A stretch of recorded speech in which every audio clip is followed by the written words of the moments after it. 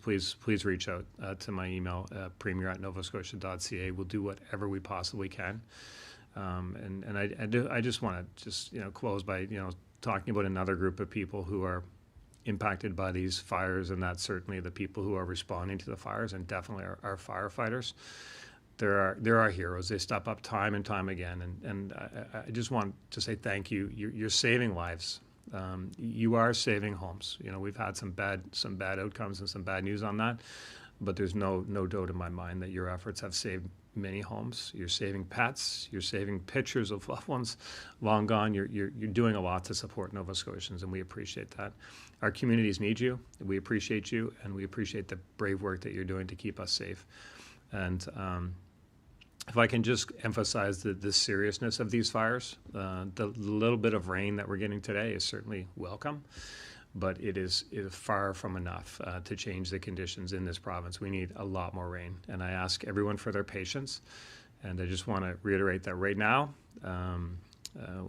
the fire and woods bans are still in place, and they will remain in place until we get the rain that we need. Please respect these bans. Use your common sense. Do not burn. Stay out of the woods. Let's all do the Nova Scotia thing and take care of each other. Check on your neighbors. Offer what you can to help or to support. We will get through this. The rain will come. We just need to continue to work hard to be patient. But thank you.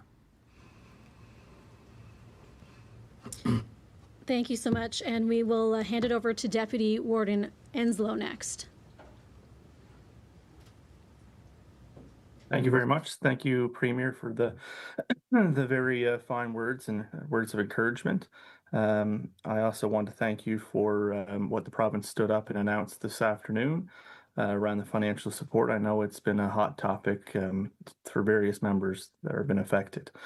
So we just also want to thank the many people that have been supporting us through this, including the Department of Emergency Management, Department of Natural Resources, our various volunteers, as well as the various other partners that have been helping us through this difficult time. And I also want to make sure that our municipal employees don't go unnoticed. They're working diligently behind the scenes to make sure that the county is still operating at an efficient manner, as well as supporting what is needed from our municipal residents.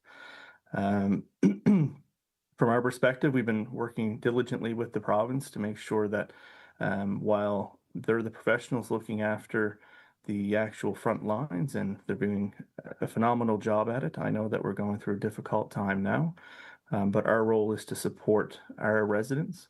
We're the ones that pick out the pieces at the end of this, and we've seen continued support from the province, and we look forward to that relationship moving forward. I know from our perspective, the past 24 hours has been very difficult. Actually, the past 12 days have been very difficult, but we'll continue and adapt and overcome. So we do have people that have been using all of our services. We've had 138 people so far registered at the NSCC shelter location that's being provided by the Red Cross, and we're continuing to see the numbers increase with that, as well as we're providing the different types of support, well, it's through Kids Help phone line, different mental health lines, as well as we're working closely with Salvation Army to make sure that we are able to pass the donations through. So we just want to ensure to the residents that as we continue to go through this challenging time, that we're here to support you and to work with the province to make sure that we can get through this successfully together. Our hearts are definitely with the families that are affected, especially the ones that are going to be experiencing loss of structures. I know that our employees are working very hard right now to actually contact all the affected members once we work through that. And we want to make sure that we're telling people in person and just not over the phone. So we're trying to make sure that we, as the Premier said, we're going to do the blue noser way and look after each other, and we'll continue to do so. And as we move forward, we'll adapt our plan of support as we move on. We are in it for the long haul, and we do appreciate everything that's going on. Thank you. Thanks so much, Deputy Warden Enslow. And finally, remarks from Jim Rutherham, Director of Fleet and Forest Protection with the Department of, the Department of Natural Resources. Jim, you can go ahead. Thank you. Yesterday was a very challenging day for the firefighters across the province, not just on Long Lake Fire. We had numerous other starts yesterday as well that, with the conditions as extreme as they are, our crews are in the field are racing to those very quickly and getting them under control as quickly as they can. So that continues as well. But the day on Long Lake was a bad one. Despite best efforts, a week of planning and everything we could do, that fire responded as we thought it would to the weather. The weather conditions were not good for us. It responded pretty much as we thought it would, and that fire stood up and ran away. It's a lot larger than it was. Many homes were saved, but some were lost, as we know. The Department of Emergency Management will get those exact numbers and the nature of the damage, and the municipality, as we know, will inform the residents infected. Yesterday's conditions were so extreme that we couldn't touch them with any resources. It was just too much. The fire behavior at peak burn time was just too much for any amount of resources. Couldn't have touched that fire yesterday. We certainly tried as much as we could, but at a certain point, it's not safe for anyone to be in there, and we had to leave. Today's rain, as the Premier mentioned, will help. We'll take any amount of rain we can get, but it's not enough. It won't be enough to bring this fire under control or to remove any restrictions we have in the province right now. So it is a stressful time for all of us fighting this fire. I said yesterday, and I'll say again, my heart does go out to the residents that are evacuated, and now some that have lost. I can't imagine how they must feel. So it is a difficult time for all. Thank you, Jim. And we will open up the room for questions to start. And remember, those who are on Zoom from media, feel free to raise your virtual hand, and we will get to your question after we answer questions in the room. So anybody in the room have questions for our panel? Are you considering triggering a state of emergency to get more federal help for the wildfires? We're always looking at those types of things, but I think the mutual aid system that we have across the country has obviously been very, very effective in this instance. Sometimes we're sending resources places, sometimes we're the beneficiary of those, and we've seen that over this fire season.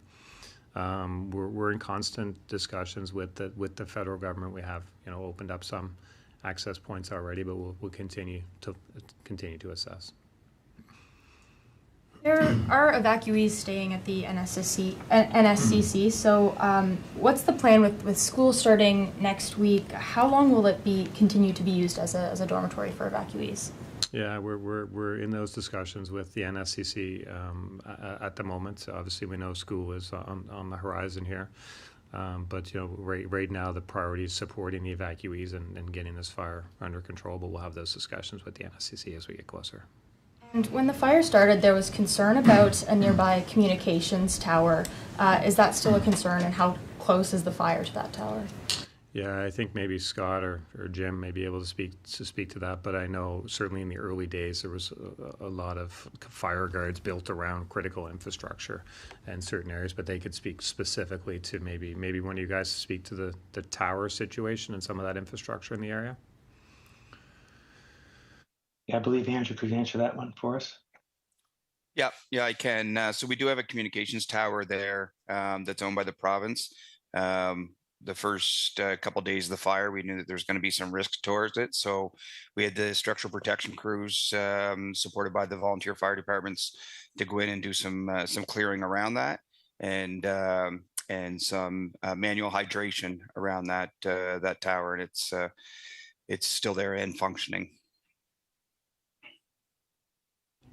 Andrew, any other questions from in the room? Go ahead. How the province will support evacuees who have no home insurance? Those who have no home insurance. I mean, we'll have to see what the situation is there. But right now, these supports we've announced today are just trying to get people through this period of time. I have another question, maybe for natural resource. With the rain forecast for today, are we still talking about the extreme firefighting conditions? Yes, yes, we are. This rain will help for today a little bit, but we are definitely still have extreme conditions. We need a good steady rain for days to make a real difference here. That's where we are. Okay, thanks. Go ahead. So there's now financial assistance for those who have been evacuated. Will there be a similar program for people who have had their houses damaged or if they've lost their homes? We'll have to assess that, but in most cases, people would have insurance. But we'll have to see what we're looking at when it's all said and done. We'll go to our reporters who are on Zoom. So we'll start with Nicolas Seguin from CBC. Go ahead. Hi, thank you. Is there any concern about further evacuations or more homes that could be lost today or in the coming days? I think maybe Jim, you want to expand, but we're in a very difficult situation with this fire in particular, but across the province with the conditions. So if we need to evacuate people to keep people safe, then we certainly will. But the growth of the fire yesterday is something that was pretty remarkable, and we're concerned about that going forward. But Jim, I don't know if you want to elaborate on the concerns of what may happen with this fire over the next few days. Yeah, your Premier is right. Of course, this fire is still out of control, still active. We'll still try to fight it, but it does have the potential, again, with the conditions we have in this province and with the weather as it is, still has the potential to do that again. So things could happen. We're watching it very carefully, trying very hard. Okay, thank you. And Premier, just 2 years ago, we lost more than 200 homes. How does it feel to be kind of going through that again? I think the emotions that I feel are certainly felt by the team that are on the ground, and by all Nova Scotians, really. It's an awful situation to know that fellow Nova Scotians are losing their homes and in some cases everything. And I think as Premier, I feel it very, very personally, but so do the firefighters who are out there working so hard, and the pilots and the forestry contractors that are trying to get in front of it, the people working the heavy equipment. There are people that are working in situations where they can feel this tremendous heat, and we know that their own personal safety, is something that we watch, but they're doing everything they can, and it's an awful feeling, an out of control fire. It's just an awful feeling. You have so much that is, the fire is out of control, but there's so much that's out of our control. We actually need the weather to cooperate. We need the winds to cooperate. We need some rain. So there's just so much unknown and uncertainty. But it's an awful feeling. It's a really awful feeling. Okay, we'll go to Aaron Beswick with the Chronicle Herald. Aaron, go ahead. Hi, Premier Houston. As you well know, the weather, it's dry throughout the entire province right now, but Nova Scotia gets varied weather throughout it. If areas get more rain and, the fire risk rating becomes lower in other areas of the province, would you consider varying the order to the Woods Band order, by county or by regions of Nova Scotia, or will the entire province continue to be held by the worst denominator in terms of fire conditions? Of course, if we can vary it, we will. Just take yesterday.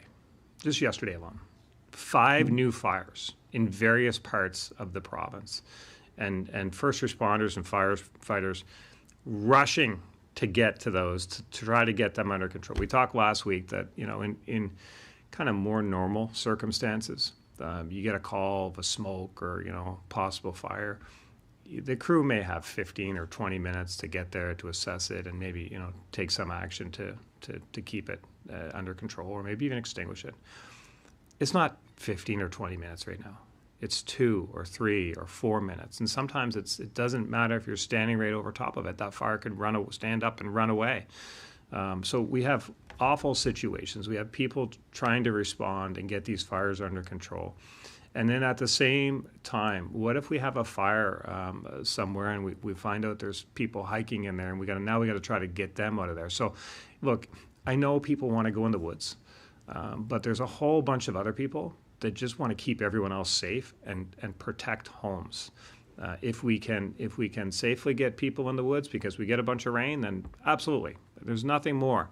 I can't wait for the day we can come up here and say, good news, the bans are over. Please enjoy yourself. But in the meantime, right now in this province, there are people that somebody is coming to visit to tell them your house is gone. You've lost everything. So I get that there are people who love to go for a hike. I kind of like to go for one myself, to be honest. I understand that. But we are trying to keep people safe and keep structures safe. When we can amend the order, we'll be happy to do it. It's not today. Okay, thank you. Thanks, Aaron. Keith Doucette with the Canadian Press. Hi, thanks. A question for Jim or for Scott. We talked on the weekend, on Saturday, actually, and if my math's right, this fire more than doubled in size in a 24-hour period. I wonder if you can just tell us how that happened. Was it a matter of, obviously there were winds and it was dry, but did the fire move in areas where you had breaks and it just jumped them, or did it go to areas where you hadn't had a chance to perhaps construct some breaks? And just maybe describe exactly how it doubled in size practically overnight. Yeah, I can talk to that. So it did jump breaks that we worked very hard to build, but we don't know how long it took to jump those breaks. So the breaks held, but imagine yesterday there was about 6 hours of, we call it peak burn time, and that's when that fire was very active. The breaks probably held for quite some time before they finally went over. So it could have been larger, but that's what happened. The fire moves. It moved around pretty much the whole perimeter. Grew a little bit, but some parts grew obviously worse. The part where the winds were pushing it, but it was just so dry. The winds were pushing that fire along. That's how it grew so fast. That we had very heavy winds and it was very dry, and that's what happens. And then maybe for Scott, what's the most concerning direction right now in terms of where it's burning most intensely, or is it just the entire fire is like that? That'll be a constant assessment against the forecasted weather. Like Jim and the Premier mentioned earlier, we have favorable conditions today with cloud cover, and there's some light rain reported in the area. Hopefully we'll get more, but it'll be constantly measured against basically the wind direction and any drying that we have this week. So today's a favorable day, so it's going to depend which direction the wind's coming out of, but we're dealing with a very large fire. It was already a large fire, so all areas are going to be of concern in terms of containment, and obviously priority and focus will be on where there are values at risk, and particularly homes and infrastructure. Thank you. Thank you. We'll go to Sheldon McLeod with MBS Radio next. Thank you. Scott, if you may, could you perhaps explain to us what is going to be happening for the on-the-ground firefight? If some of the berms or areas or fire breaks were breached, what is the plan for today and tomorrow? Crews were in there at daybreak again this morning. They grouped together last night. They had a huddle, assessed the changes and the impacts and got together on a new plan, and they're back in there trying to put brakes in again and put water on this fire and try to contain it. So they're back in there where it's safe and just getting back at the fight.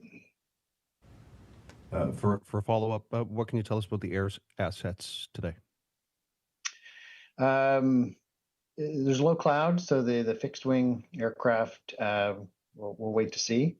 They weren't going to be flying this morning, but likely have some helicopters overhead, and we have all the same assets in the province, and we'll keep them here, for the foreseeable. Thanks very much. Natasha O'Neill with City News.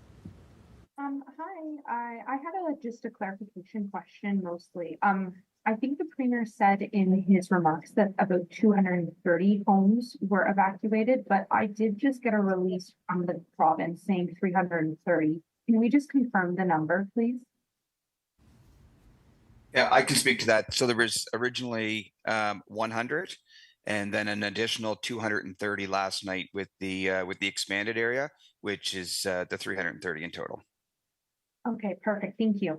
I'm hoping to ask about the tactics around homes. There's a photo that was released by the province that shows the communication tower and scarred land all around it. I'm just kind of wondering if the material of the homes perhaps was part of the reason why some of them were lost and the communication tower still is standing. Yeah, so there's a bunch of varying factors that go into that, and a lot of it has to do with the materials on the homes, materials around the homes, vegetation, as well as topography that play into that.